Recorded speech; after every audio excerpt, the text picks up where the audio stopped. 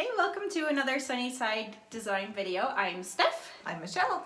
And we are here today to talk about this concrete countertop. We've had a lot of interest in this. We first showed how to do it a year ago. It's been a year. And so we're doing a little follow-up to show you how it has held up. Right. So if you're interested in doing a feather finish countertop, you'll want to see how this has held up for me after a year. Are you curious to know how a feather finish concrete countertop will hold up? Well, in fact, that is one of the most asked questions that we receive from our readers from our blog, from our YouTube videos, as well as Instagram and Facebook. Everyone wants to know how a countertop like this will last. One thing is clear, this countertop makeover method is not only affordable, but it makes such a huge difference at the look and the feel of our bathroom. I am so happy that I did it.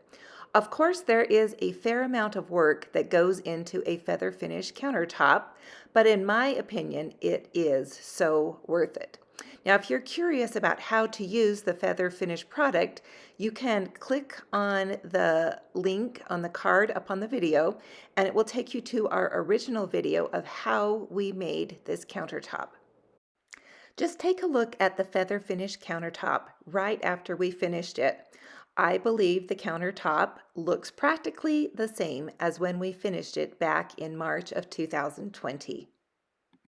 Certainly, a feather finish countertop will not be as strong or durable as a real concrete countertop. However, I have had absolutely no issues with chipping or flaking of the concrete surface. While the actual product troweled on is very thin, it has really bonded well to my surface. Now, this product can be placed over tile or laminate, but the laminate on my countertop was damaged, and so I was nervous about putting this product on it because the laminate was already flaking off. So we opted to just cut a new piece of wood for our countertop and apply this product directly, the Ardex Feather Finish, directly over the wood surface. Of course, this is a bathroom and not a kitchen where it would definitely get more abuse, but I am not overly careful in my bathroom with how I treat it, and I think the finish itself has held up really well. However, there is one thing that I would have done differently, and that is the product that I used to seal the feather finish countertop. Now you can see here there are some little marks on my countertop, and that is from oils and creams that I use in the bathroom, and they have penetrated that sealer and have left little marks. Now that is not something that I am overly concerned with because the concrete has its imperfections anyway. You're going to get a variety of colors and depths of the way it looks just because of the natural patina that happens with a countertop. Now, I had done some research beforehand and I was going to purchase Chang Concrete Sealer. This product was highly recommended in my research, and especially if you're sealing a kitchen countertop because it is food safe. Of course, as luck would have it, it was out of stock when I was ready to seal my countertop. Therefore, I just went to the local hardware store and I chose an impregnator sealer. And I have learned now that it is not quite as durable as I thought it was going to be. As you can see, those marks that are on my countertop from oils and creams that do penetrate into the surface. There's also a few watermarks on it as well. So my plan now is to get the correct sealer and reseal my countertop. Now I do feel that Chang Concrete Sealer would have been a better choice, and that's what I'm planning on purchasing this time around. And remember that it is also safe for a food preparation area. Now, the big question is, would I do this again? Would I use this product again and do a countertop again? And my answer is absolutely. I am actually considering doing this same finish in my laundry room, which I am working on making over this year. And really, for less than $50, I was able to totally change the look and the feel of my bathroom and my damaged countertop, which I had absolutely hated before. So the overall work to create the countertop was not difficult.